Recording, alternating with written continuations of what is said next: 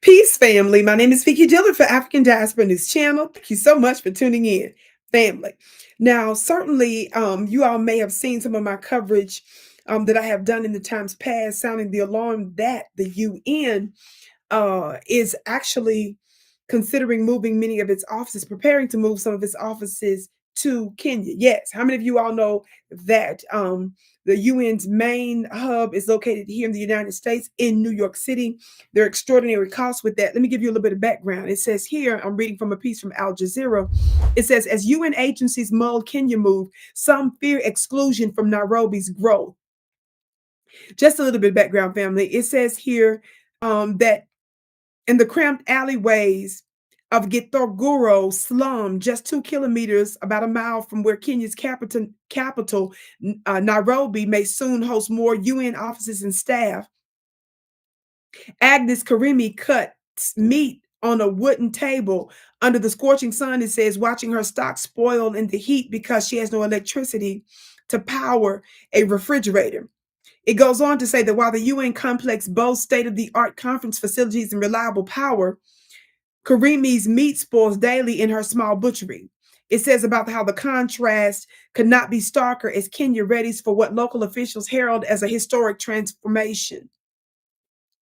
By 2026, major UN agencies, including UNICEF, UNFPA, and UN Women, may relocate their headquarters from high-cost Western cities to Nairobi, parts of the UN 80 reform agenda to decentralize operations to more cost-effective regions.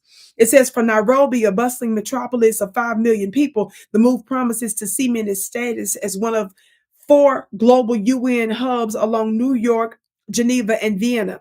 It says that Kenya will be leveraging on the UN's existing presence in the country and opportunities presented by its operations in the Greater Horn, East, and Central Africa subregions. Prime Cabinet Minister Musalia Mudavadi was quoted as saying in February, even though the UN said this month that the relocation decision has not yet been finalized. It goes on to talk about some of the conversation from the ambassador and talking about impressive capabilities and logistical, it being a logistical and financial hub, so forth and so on.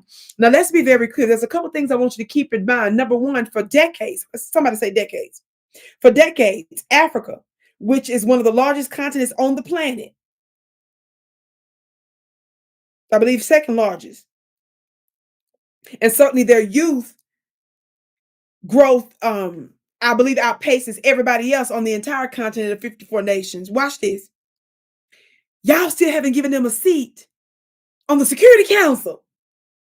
You got these smaller, tiny, lily white countries that have a major place, like France, for example, and the United States, which numbers pales in comparison to theirs, but they don't have a UN seat on the Security Council, that is.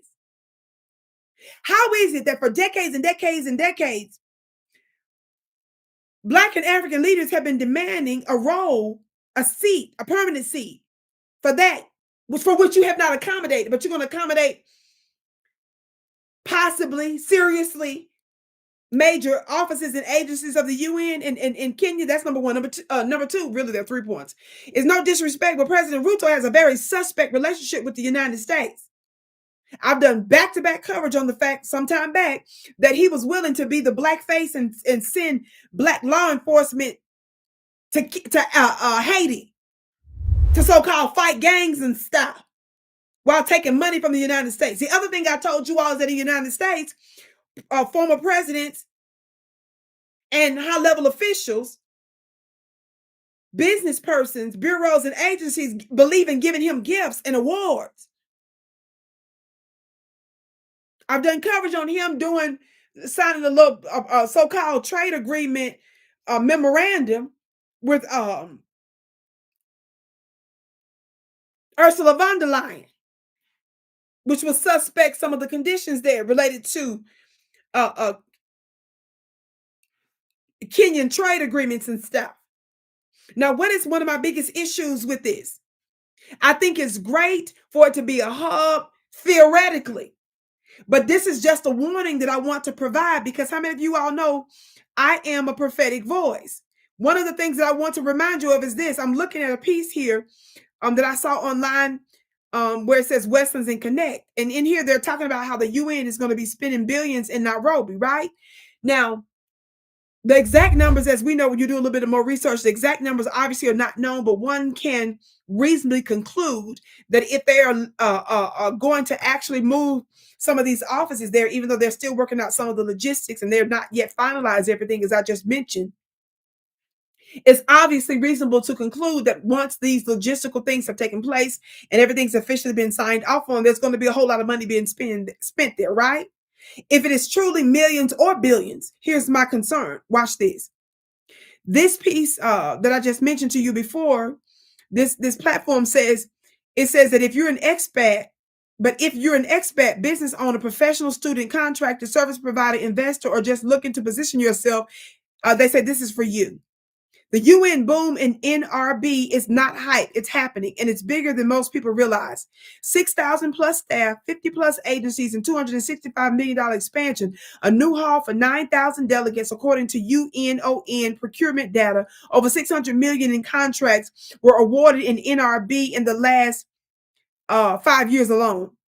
It talks about how one of the ways folks can make money through contracts and procurement. It talks about how the UN is going to be outsourcing everything from construction, catering, transporting, printing, IT, security, landscaping. And it talks about how where you can tenders are where they're listed in the ungm.org and talk about big wins for firms showing compliance and capacity. There's a whole lot of other stuff there too, right?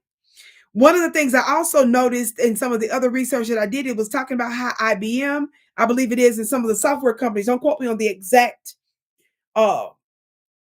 internet tech companies that are out there. Apparently, a lot of AI opportunities and companies and affiliates and stuff like that. Here's my concern. There's no way you have been watching my coverage over the years and I have not shown you that on the one hand, they're claiming that a lot of African countries have terrorism, for which we know that the United States and the West had everything to do with sponsoring, credibly alleged to have been sponsoring those actual terrorist organizations, many of them, France and others. But if they are on the continent in multiple countries, causing problems, and we know that's what they're doing, they refuse to give you a seat on the UN Security Council. We know that for sure. But they're willing to possibly and seriously accommodate a place on the continent of Africa for the UN. Everybody should be suspicious. Why, Vicki? How many of you all know that the UN is crawling with nothing but spies? And they call them different names. But people that are gathering information for the benefit of their country and their country's interests, that's a spy. When you have countries that have a old history, like Eritrea, for example, one of the reasons why the West refused to give Eritrea their freedom, like they did their neighbors decades back, was because for a while they were using Eritrea, or Eritrea, however you pronounce it, in your particular, for whatever your preference is. They used the country of Eritrea as a spy base when the United States was fighting Vietnam.